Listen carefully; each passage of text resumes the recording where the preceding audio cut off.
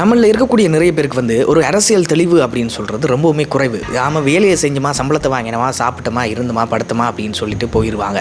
அதை விட இப்போ நடக்கக்கூடிய ஏதாவது ஒரு மிகப்பெரிய ஒரு விஷயம், மிகப்பெரிய ஒரு மாற்றம், மிகப்பெரிய ஒரு விலையேற்றம் ஒன்று வந்துட்டு, எரிபொருளில் ஒரு விலையேற்றம் ஒன்று வந்துட்டு, இல்லை எரிவாயுவில் ஒரு பிரச்சனை ஒன்று வந்துட்டு, இல்லை நாட்டுக்குள்ளே இந்த மாதிரி பிரச்சனைகள் நடந்து கொண்டிருக்கு அப்படின்னு சொன்னால் ஜஸ்ட் அதை ஒரு நியூஸாக பார்த்துட்டு சிரிச்சிட்டு வாயிச்சிட்டு போயிடுவோம்.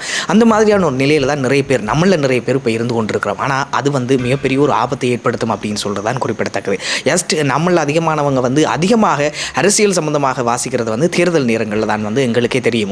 இவரெல்லாம் இப்படியெல்லாம் செஞ்சிருக்காரா அப்படின்னு சொல்லி.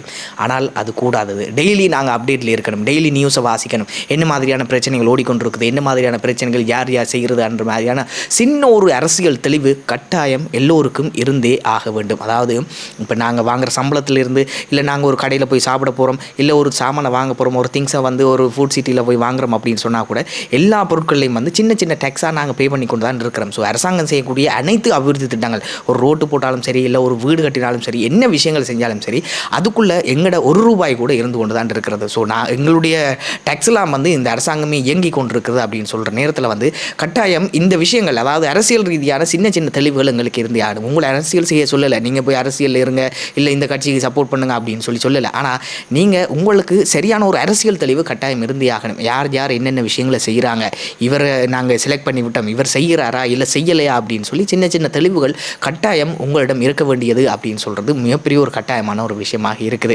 இது ஏன் இப்போ சொல்கிறேன் அப்படின்னு சொன்னால், நிறைய பேர் அண்மையில் இலங்கையில் பார்த்திங்கன்னு சொன்னால் எரிவாயு சம்மந்தப்பட்ட வெளியேற்றங்கள், அதே மாதிரி எரிபொருள் சம்மந்தமான பிரச்சனைகள் ஓடிக்கொண்டிருக்குது. இந்த மாதிரியான நிலையில் சில பேர் அதை ஜஸ்ட் ஒரு ஃபன் மாதிரி, ஜஸ்ட் ஒரு நியூஸ் மாதிரி கதைச்சி போட்டு போகிறாங்க. கோயிலில் கண்டா கூட, இல்லை ரோட்டில் கண்டா கூட, இல்லை எல்லாருமே ஜஸ்ட் அது ஒரு நியூஸ் மாதிரி கதைச்சி போட்டு போகிற மாதிரியான சூழ்நிலைகளை தான் பார்க்க முடியாது. அது ஒரு சீரியஸான ஒரு விஷயமாகவோ, இல்லைன்னு சொன்னால் இது நமக்கு நம்மளோட தலையில் விழுந்திருக்கக்கூடிய மிகப்பெரிய ஒரு சுமையாகவோ அப்படியான ஒரு ஃபீலே அவங்கள்ட்ட இல்லை. ஜஸ்ட் அது ஒரு நியூஸ் மாதிரி தான் காய்ச்சி போட்டு போகிறாங்க. அவங்களுக்குள்ள நிறைய பேருக்கு அதனால் ஒரு அரசியல் தெளிவு இல்லை அப்படின்னு சொல்கிறது உறுதியாகுது. ஸோ எல்லாருமே அப்படி யோசிக்காதீங்க. கட்டாயம் நியூஸை டெய்லி அப்டேட்டில் இருங்க. என்னென்ன விஷயங்கள் நடந்து கொண்டிருக்குது, என்னென்ன விஷயங்கள் நடக்க போகுது அப்படின்னு சொல்கிற ஒரு அப்டேட்டில் இருந்தீங்க அப்படின்னு சொன்னால், உங்களுக்கு ஒரு சின்ன ஒரு அரசியல் தெளிவு இருந்துச்சுன்னா எதிர்காலத்தில் நடக்கக்கூடிய விஷயங்களை நீங்களே வடிவாக ப்ரெடிக்ட் பண்ணி உங்களுக்கு வாழ்க்கையை நீங்களே சரியான விதத்தில் டிசைன் பண்ணி கொள்ளலாம் அப்படின்னு சொல்கிறதும் குறிப்பிடத்தக்கது.